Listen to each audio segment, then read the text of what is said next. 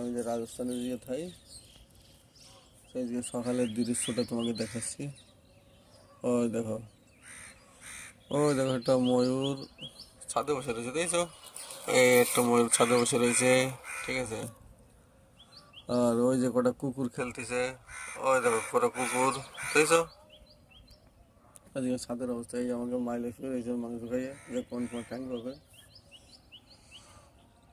আর উপরে এই যে চাঁদ রয়েছে এখনো যায়নি। আর এই যে সব ময়ূর এনতে ঘুরে বেড়াচ্ছে, সব ময়ূর, মাই ময়ূর।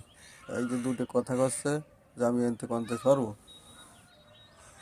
আর ওই সাইডে একটা পেখম মেলা আসছে, দেখতে পাচ্ছ তোমরা, একটু নজর লাগাই দাও, ওই সাইডে একটা পেখম মেলা আসছে। এই যে সকালের আমার রাজস্থানের ছাদের অবস্থা।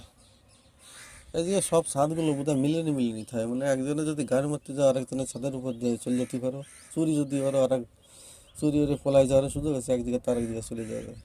কারণ কি এইদিকে লু চলে না, আর ঠান্ডা সব প্রচণ্ড ঠান্ডা, ওই জন্য ঘরগুলো জুড়োনি থাকে, ফাঁকা ফাঁকা থাকে না,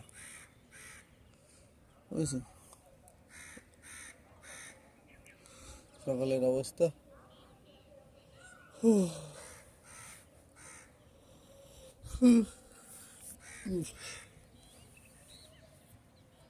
এই দুটি গুগু,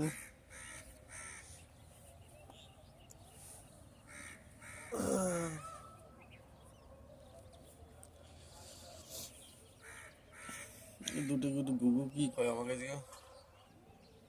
মাল তো শুয়ে পড়েছে।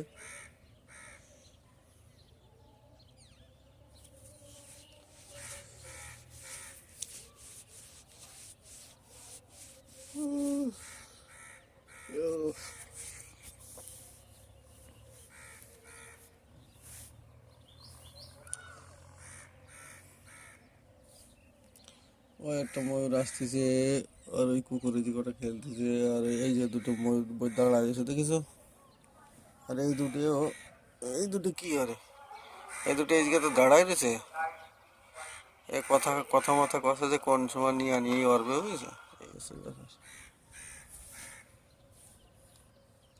আর এই দুটো আছে পুরো ফুল ময়ূর। ও, এই দুটো ফুল ময়ূর আছে। এই হচ্ছে সকালের চিত্র বন্ধুরা রাজস্থানের। আজকে বেশি বৃষ্টি হয় না, যার জন্য লোকের কাজকর্মটা বেশি আর রোজগারটাও বেশি। আমাকে এই জায়গাটা এখন জনের দাম চলতেছে 500 টাকা, মানে আর কি সেন্টারিং কাজে। আর এমনিও শস্য কাটা তো 500 টাকা।